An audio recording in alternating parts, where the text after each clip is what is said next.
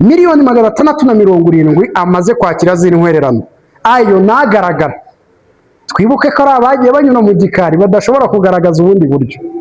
Reka tubanze dusome invitation y'ubukwe bwa Murindahabi. Ubona invitation ya Murindahabi? Invitation mwayibonye muri kuyibona cyangwa ntabwo muri kuyibona? Muri kuyibona? Uzamwe amaso bro, uzamwe amaso. Uyu mugabo rero agiye gukora ibitangaza mutigeze mubona mu gihugu cy'u Rwanda.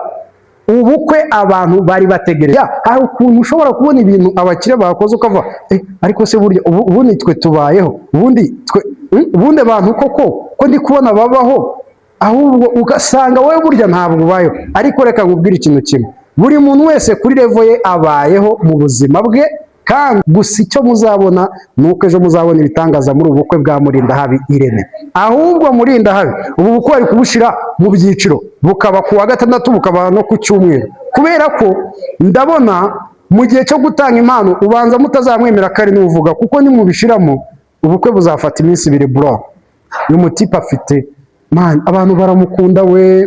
Reka nkubwize ukuri, naciye hirya no hino ndeba kuri liste ya Murindahabi Irene, ndavuga nti ye aya mafaranga wayaha nk'umuntu ugiye kwitangirira ubuzima. By the way, nk'umwe Vestine na Dorcas bitaga dadi wabo, abantu benshi mwakunze kubyitiranya mukavuga muti iyi pase ni ya Irene. Wallahi amusalaba baba Murindahabi Irene nta nubwo azi ngo iyi kope yagenze gute, ntabyo azi, kuko Murindahabi nawe yagiye gushiduka yumva.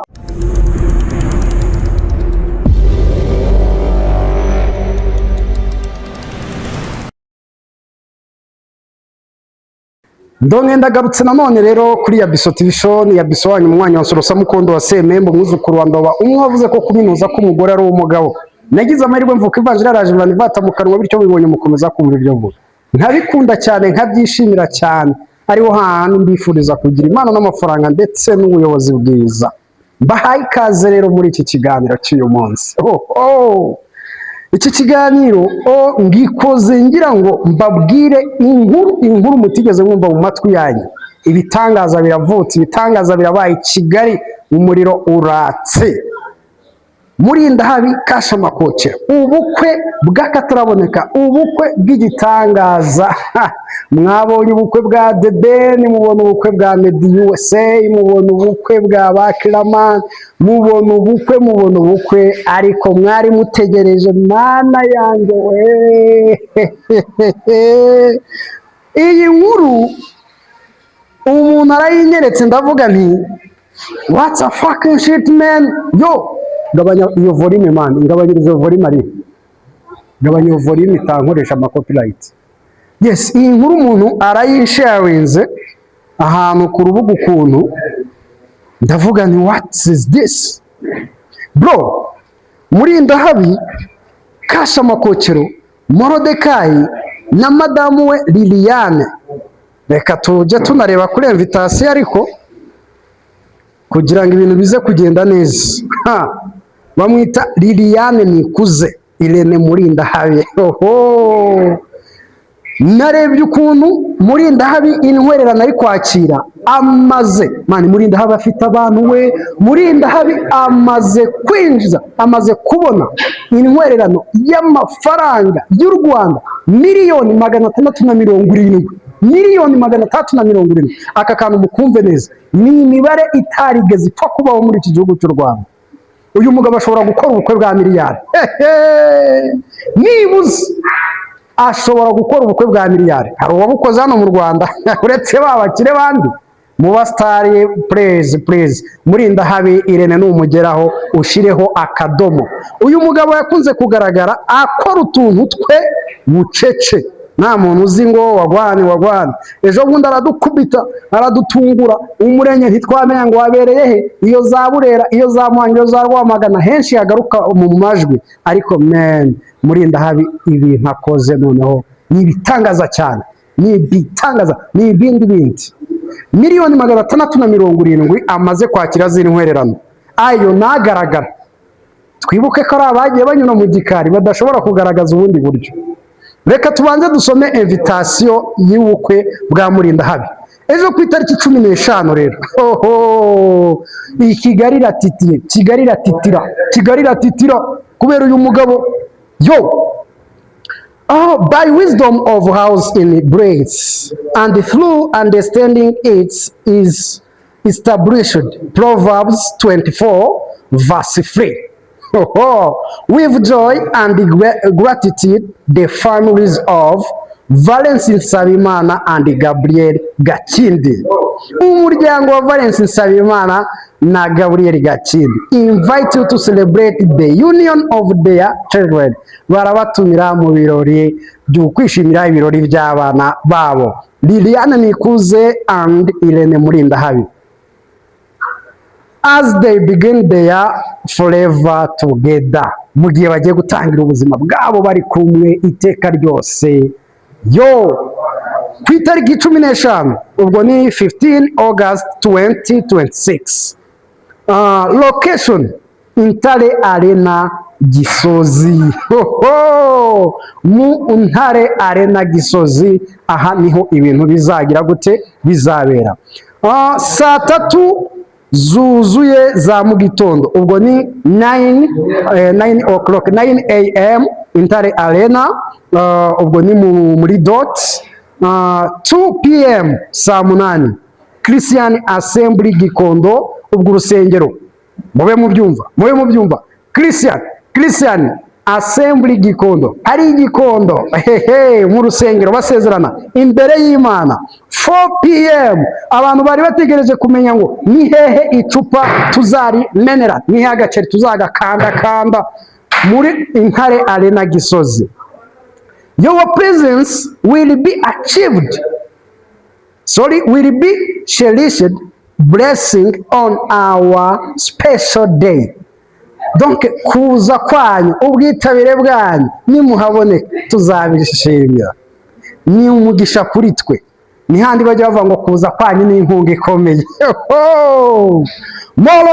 Morodekai contacts. Emirene yashizeho nimero ze, ntabwo ndi buzivuge mutamutesha umutwe. Na Nikuze Liliane nawe hariho nimero ze, ntabwo ndi bubivuge. Ngira ngo muri kubibona invitation ya Murindahabi. Invitation mwayibonye muri kuyibona cyangwa ntabwo muri kuyibona? Muri kuyibona? Uzamwe amaso bro, uzamwe amaso. Uyu mugabo rero agiye gukora ibitangaza mutigeze mubona mu gihugu cy'u Rwanda. Ubukwe abantu bari bategereje, ubundi ku bantu yagiye bayisharinga yarabwiye ngo mwaramutse, kubana nawe mu bukwe bwanjye bizanezeza. Ubwo ndi kubisoma nkuko Murindahabi abisoma. Waramutse, kubana nawe mu bukwe bwanjye bizanezeza. This is your invitation. Ubu ni ubutumire bwawe. I will be honored to have you join me as I celebrate my wedding day. Thank you. Yo, uyu mugabo rero kuri miliyoni ze 370 yamaze gutwerererwa n'amafaranga nawe ubwe yagiye abika cyangwa se yagiye asevinga. Nk'umuntu umaze igihe muri industry w'umukire mu buryo mutazi, mubona yiturije mukagira ngo Murindahabi we mudutayemo ku gikorwa cyiza. Iyi niyo ya ndirimbo bajye baririmba ngo ni igitesi ngo reba uko kigenda. Iyi ndirimbo yari umugore wa Murindahabi, iyi ndirimbo yari umugore wa Murindahabi, niwe bari bayikoreye. Mbona abantu muyivibinga. Iriya ndirimbo ni Nikuze Liliane, umugore wa Murindahabi Irene, ariko mbona mwarayigize iyanyu kandi si yanyu. N'abakobwa b'ibikara, n'abakobwa bameze gute, n'abakobwa. Iriya ndirimbo muyiworere, iriya ndirimbo ni umugore wa Murindahabi, ni igitesi dore uko kigenda. Yo, Murindahabi adutayemo.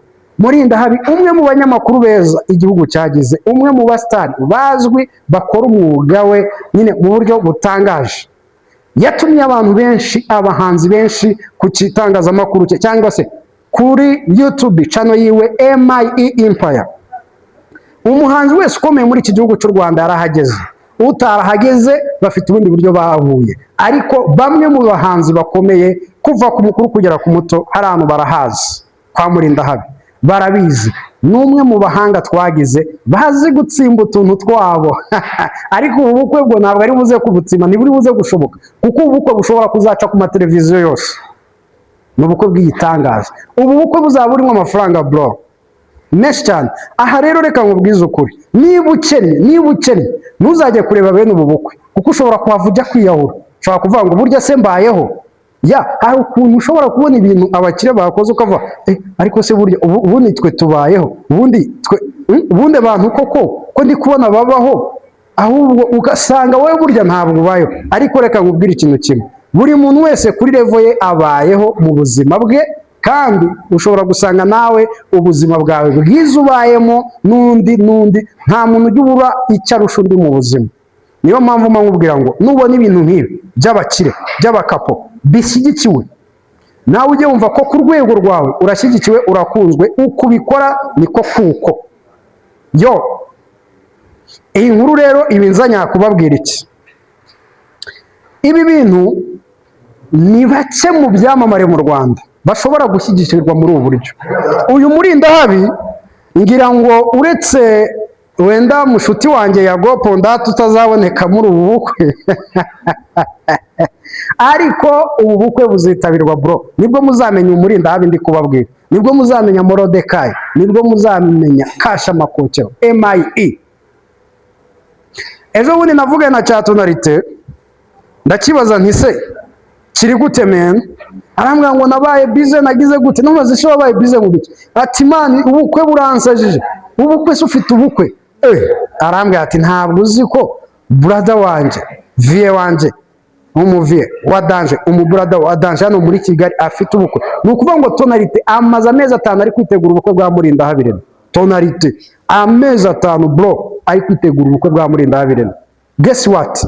Ejo akandi kantu mugomba kuzitega naka video kazatrendinga k'umugabo witwa Tonalite, kazatrend. Sinzi uko kazaba kameze, niba kazaba kameze nka wa mugabo wari uri kwiyarurira ibiryo byinshi simbize, niba kazaba kameze nka kandi k'umugabo ubyina bitangaje I don't know. Gusa icyo muzabona nuko ejo muzabona ibitangaza muri ubukwe bwa Murindahabi Irene. Ahubwo Murindahabi ubu bukwe ari kubushira mu byiciro, bukaba ku wa gatandatu bukaba no ku cyumweru, kubera ko ndabona mu gihe cyo gutanga impano ubanza mutazamwemera kari n'uvuga, kuko nimubishiramo ubukwe buzafata iminsi 2 bro. Uyu mutipe afite man, abantu baramukunda we. Reka nkubwize ukuri, naciye hirya no hino ndeba kuri liste ya Murindahabi Irene, ndavuga nti aya mafaranga waya nk'umuntu ugiye kwitangirira ubuzima. By the way yo Murindahabi kude chapeau kabisa. Tukwifurije kuzagira ibirori byiza, ubukwe bwiza, muzabyareho unakobwa wowe na madamu wawe Nikuze Liliane. Sinarusoza iki kiganiro ntababwiye ko nubwo bimeze gutya kuri papa wa Vestina, uwo bakunze kwita papa cyangwa se daddy Murindahabi, nubwo afite ibyishimo cyangwa se agiye kugira ibirori byiza by'akataraboneka, Vestina na Dorcas iryo ni itsinda. Tukabona rero Vestina wamaze gushakana na Odalaogo, aka kanya ntibimeze neza, haruwaka icyo bita umuriro uraka, aho bivugwa ko Vestina yamaze kugira gute kudepoza dokima zisaba divorce. Byagenze gute? Inkuru ziri gusohoka ziravuga ko uyu Odalaogo mbere yo gushakana na Vestina yashatse dokima zimugira umuseribateri, akaza akamupfunyikira akafata Vestina mu maso akamubwira ati ngende umusore ndetse ndakamanzi kamwe keza sindabona n'akana gatoya bari kukoza. Kandi Odalaogo ngo buriya ngafite amaze kugira buriya Vestina ngo nuwaka wa gatatu na makuru numvanye abamotari ngena mbona hirya ku mihanda bari kuyavuga. Ndavuga nti ese koko mana yanjye, uyu mwana wacu w'umukobwa twakunze muri gospel, uyu mwana twari dusigaranye koko kuki bamusajije, kuki bamurindagije? Ariko ni Vestina nawe amaze guca akenge, amaze kuba mukuru, buri uko byagenda kose nawe agomba gushaka izindi map agomba gukora. Ibi byagenze gute rero? Ni nyuma yuko bababwiye ati ariko umugabo wanjye, urumva ku bandi bagore babandi nabo batangiye gutera agatoki hejuru bati Odalaogo wanjye ni gute byagenze gute. So inkuru zivugwa ko uyu Odalaogo yaje akabafata ku maso bikarangira. Aka kantu reka nkavuga, abantu benshi mwakunze kugira ngo Murindahabi Irene nka manager wabo, nk'umwe Vestina na Dorcas bitaga daddy wabo, abantu benshi mwakunze kubyitiranya mukavuga muti iyi passe ni ya Irene. Wallahi amusalaba baba Murindahabi nta nubwo azi ngo iyi kope yagenze gute, ntabyo azi kuko Murindahabi nawe yagiye gushiduka yumva connection yamaze kuba kugira twa dukoni twuzuye Vestina arimo neza kwa Odaraugo. So, bivugwa ko rero ari pase y'undi muntu wari uri USA wari uzi Odaraugo akamukubitanisha nande na Vestina, akareka akaba arasanzwe ari inshuti na Vestina. So uwo mu diaspora rero akaba ari wakoze operation yo kubahuza. So Murindahabi nawe ari mu bantu batunguwe n'ubukwe bwa Vestina cyangwa se na relationship ya Vestina kuri uriya mugabo Odaraugo. Abantu benshi bo mwakunze kuvuga muti Murindahabi aramushyingiye. Mu by'ukuri ku makuru nzi mfite nikurira cyangwa se handi murabizi ko inkuru zanjye nyinshi binsaba guca mu matiyo anyura mu nyanja ngahingukira hahandi mu maofisi ahantu amakuru abitse nkayazana. So Murindahabi nawe ntabwo yigeze amenya uko byagenze, ntiyari afite uburenganzira bwo kubuza Vestina ngo reka gukundana, ubwo burenganzira ntiyari abufite, ahubwo icyo yagombaga gukora ni ugusapotinga. Abantu benshi rero baravugaga bati ese ibi nibi reka. So ku itandukano rya Vestina na Dorcas, Murindahabi ibi bintu yabihombeyemo, reka mbivuge muri ubwo buryo, yabihombeyemo mu buryo bw'amafaranga, mu buryo bw'igikundiro. Bari abana bamusize igikundiro, icyo cyo kirazwi kiranumvikana, ariko mu buryo bw'amafaranga Murindahabi yari ataragira ku rwego rwo kwinjiza amafaranga kuko yari yarashoye, yari yagera ahandi agomba gusarura, ariko ntibyakunda bitewe n'uko abana bahise bafata indi map. So ibi bintu ushobora gusanga birimo abantu benshi ari abagiye gufasha Vestina na Dorcas bakabahindura imyumvire, bakavuga ati mugeze igihe cyo kuba namwe hari ibintu byanyu mwakora, mugeze igihe cyo kuba namwe umuntu atagomba kubagenza gutya, ariko management zigomba kubahwa, ibintu bikazahindurwa kugira ngo nibuze management mu gihe cyo gusarura zijye ziba ziri safe cyangwa se zifite umutekano, kubera ko igihe cyo gusarura kiragera babandi wagasaruye akaba ari bwo bivumbura. Ibi ngibi rero bihombya management. So kuri iyi ngingo yerekeye na Vestina na Dorcas, ku bantu mwagiye mufata Murindahabi nabi, icyo kintu mukibagirwa. Ku itandukaniro ryabo n'ubundi naryo ryaje gutungura Murindahabi, ubwo bamumaraga kumukubita ibaruwa Murindahabi akikanga, bigenze gute, it's okay, kontra yararangiye ariko yumva ko bashobora gukorana n'indi. So reka rero twe gukomeza cyane kubigira, ahubwo dukomeze twisereburire. Ubwo agaciro ejo naho ngaho turi bugakandire mu ntara na Gisozi, aho ni agaceri ko kwa Murindahabi na Liliane Nikuze ejo turi bugakandire. Ubwo ngubwo abavumbyi mwe muraza kwihangana, sinzi ko abavumbyi ari abaza kuba bemewe. Ubwo ibindi ejo muzajya mugenda mubona udufoto. Icyo ntasoza ntavuze nicyerekeye n'ibyo mujya mukunda kuvuga ngo ese ngo umuntu bimeze gute. Ubukungu kuri Murindahabi na Nikuze bombi ubukungu ntibujegajega. Iyi ni imwe muri famiye z'abastari tugiye kugira, nazo ziraza kuba zifite ibiceri bimwe twita ibiceri bifatika. Guys, inkuru zacu rero nakagaruka, reka tuze kongera mu kanya. Ciao ciao.